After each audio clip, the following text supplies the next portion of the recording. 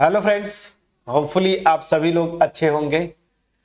So exercise 10.4 हम start करेंगे और मैंने आपको बोला था कि कुछ क्वेश्चंस आप करके आइएगा, जिसमें कि क्वेश्चन नंबर फर्स्ट मैं जब थ्योरी डिस्कस कर रहा था वहीं पे मैंने आपको ये एग्जांपल करवा दिया था, मतलब ये क्वेश्चन करवा दिया था। तो क्वेश्चन फर्स्ट तो करेंगे नहीं। नाउ स्टार्ट करते हैं क्वेश्चन 2 से। Find a unit vector, question 2 पढ़ते हैं। Find a unit vector perpendicular to both of the each of the vectors a minus B and a plus B, where a is this and b is this. अब देखिए simple सा logic है। Question जब भी करें concept आपको पता होना चाहिए। थ्योरी में मैंने बार बार बोला था कि अगर एक वेक्टर फॉर एग्जांपल मान लीजिए c है और दूसरा वेक्टर d है, ठीक है ना, तो इनका जो क्रॉस प्रोडक्ट होता है C क्रॉस D, ठीक है ना, ये क्या होता है, इन दोनों वेक्टर्स के परपेंडिकुलर होता है। तो इस क्वेश्चन में यही बोल रहा है कि find a unit vector perpendicular to each of the vectors this. मतलब क्या हुआ, a प्लस बी और a माइनस बी आप निकाल लीजिए, इनका क्रॉस प्रोडक्ट ले लेंगे ना, तो जो क्रॉस प्रोडक्ट आएगा वही क्या होगा, इन दोनों वेक्टर्स के परपेंडिकुलर होगा।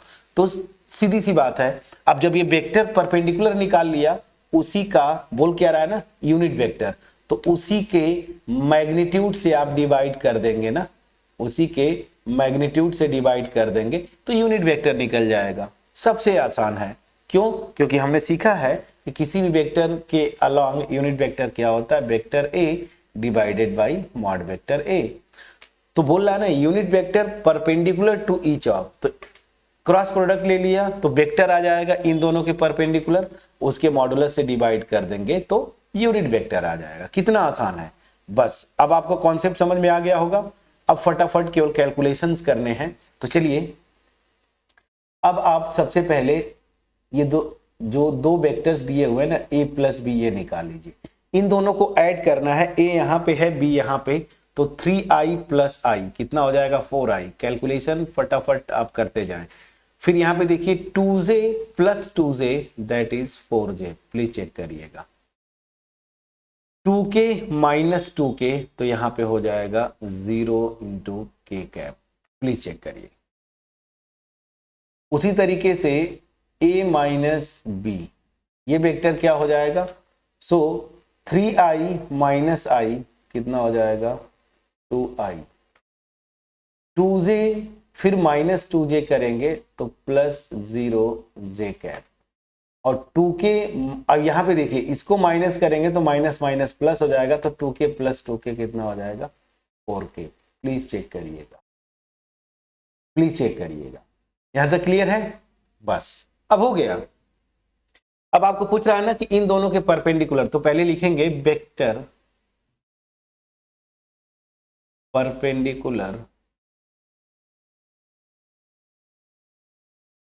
परपेंडिकुलर टू बोथ, ये जो वेक्टर्स है ना, दिस एंड दिस, क्या हो जाएगा, बस सिंपली इनका क्रॉस प्रोडक्ट ना। एक ये वेक्टर, सॉरी, एक ये वेक्टर है a प्लस बी और दूसरा वेक्टर है a माइनस बी, बस क्रॉस प्रोडक्ट ले लीजिए। मैंने क्रॉस प्रोडक्ट ले लिया। क्लियर है? अब क्रॉस प्रोडक्ट आपने ले लिया तो इन्हीं दोनों वेक्टर्स का क्रॉस प्रोडक्ट लेना है। आपको पता है डिटर्मिनेंट के फॉर्म में निकालते हैं, सो आई कैप, जे कैप और के कैप। क्या हो जाएगा, मैंने याद करिए बोला था फर्स्ट वेक्टर के इसके जो कंपोनेंट्स है उनको फर्स्ट रो में, और सेकेंड वाला जो आएगा उसको सेकेंड रो में, and this will be I cap. ये ब्रैकेट बंद करिए, 16 माइनस 0 माइनस जे कैप, इसको ब्लॉक करिए, 16 माइनस 0 प्लस के कैप, इसको बंद करिए, 0 फिर माइनस 8, माइनस 8 क्या हो जाएगा, 16 I cap minus 16 J cap minus 8 K cap. ये हो गया मेरा इन दोनों का क्रॉस प्रोडक्ट। मतलब ये जो वेक्टर आया ना, ये वाला, ये वेक्टर क्या होगा, परपेंडिकुलर होगा बोथ दीज टू वेक्टर्स। अब मुझे क्या निकालना है, now unit vector perpendicular, short में लिख दिया, to both this. Please check करिएगा फ्रेंड्स क्या हो जाएगा, दिस वेक्टर और इसको डिवाइड कर देंगे इसके मैग्नीट्यूड से, तो 16 I cap minus 16 J cap minus 8 K cap divided by square root में, ठीक है ना, स्क्वायर रूट में 16 का होल स्क्वायर। या एक काम कर सकते हैं ना, इसको कॉमन ले लीजिए तो सबसे आसान रहेगा ना। जैसे मैं कॉमन 8 आ रहा है, कैलकुलेशन जब आसान करना हो ना, देखिए तो इसको थोड़ा सा और सिंप्लीफाई कर लेंगे ना, 8 कॉमन है ले लीजिए तो कितना हो जाएगा, 2 आई कैप प्लस सॉरी माइनस 2 जे कैप माइनस 2 जे कैप और माइनस के कैप। प्लीज चेक करिएगा। तो फिर जब हमें स्क्वायर करना होता है तो डायरेक्ट यहाँ 8 का स्क्वायर 64 कर देंगे और यहाँ मल्टीप्लाई कर देंगे 2 का स्क्वायर 4 प्लस 2 माइनस 2 का स्क्वायर 4 प्लस माइनस 1 दिस। तो देखिए कितना आसानी से आ गया, कैलकुलेशन आसान हो जाता है। 8 बाहर यहाँ से आ जाएगा और ये क्वांटिटी 9, तो अपने आप देखेंगे कि कैलकुलेशन थोड़ा सा आपका सिंप्लीफाइड हो जाता है। अब स्क्वायर रूट लेना है तो 64 का स्क्वायर रूट बाहर आके 8 हो गया और 9 का स्क्वायर रूट बाहर आके 3 हो गया आसानी से। अदरवाइज फिर आप 16 का स्क्वायर प्लस 16 का स्क्वायर प्लस 8 का स्क्वायर, कैलकुलेशन बड़ा हो जाता। अब देखिए सिंपल सी बात है, 8 से सब में डिवाइड कर देंगे, तो 8 से जब डिवाइड करेंगे तो ये 1/3 अभी मैं बाहर लिखता हूं, ये देखिए नीचे वाला पोर्शन, और यहाँ पे देखिए 8 से डिवाइड करेंगे 2 आई कैप माइनस 2 जे कैप माइनस के कैप। अब इस 1/3 को अंदर मल्टीप्लाई कर देंगे तो 2/3 आई कैप माइनस 2/3 जे कैप माइनस 1/3 के कैप। ये आपका आंसर हो गया। प्लीज बोलिएगा इस क्वेश्चन में कहीं से भी कोई डाउट है तो प्लीज आप बताएंगे, ठीक है। मैं समझा पाया कि नहीं, प्लीज बोलिएगा, प्लीज बोलिए, ठीक है। तो ये आपका आंसर आया कि जो गिवन टू वेक्टर्स हैं उनका जो